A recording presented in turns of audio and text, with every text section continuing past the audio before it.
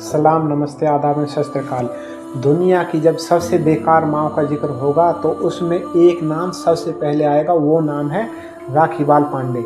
राखी बाल पांडे एक ऐसी माँ थी। जब उसकी पोल पट्टी लोगों के सामने खुली तो किसी को यकीन भी नहीं हुआ कि कोई माँ अपनी सगी औलाद के साथ ऐसा कैसे कर सकती है।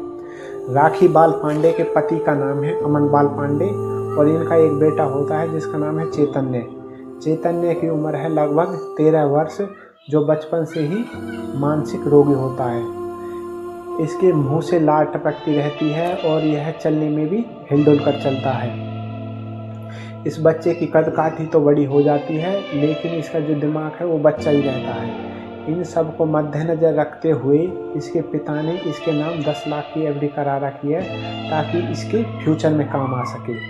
एक दिन क्या होता है कि चैतन्य की लाश बाथरूम में पड़ी मिलती है। जब इसकी माँ की नज़र इस पे पड़ती है तो वह चीखती है, चिल्लाती है। मोहल्ले के लोग आ जाते हैं, इसको हॉस्पिटल ले जाया जाता है। हॉस्पिटल में डॉक्टर इसको मृत घोषित कर देते हैं।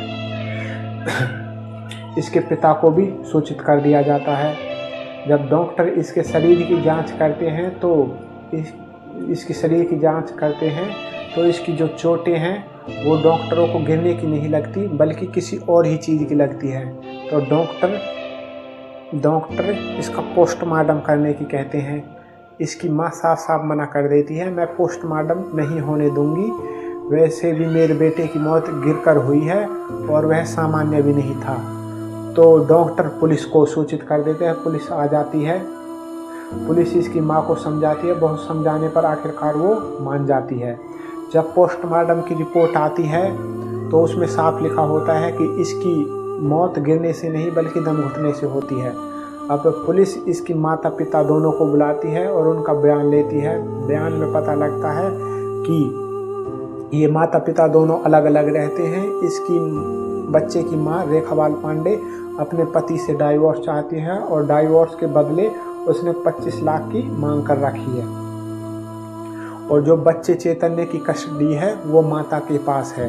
अब सारा शक रेखा बाल पांडे के ऊपर जाता है। तो रेखा बाल पांडे बताती है कि चैतन्य बाथरूम में नहाने के लिए गया था। जब काफ़ी देर हो जाती है तो मैं दरवाज़ा खोल के देखती हूँ तो यह फर्श पर पड़ा हुआ था।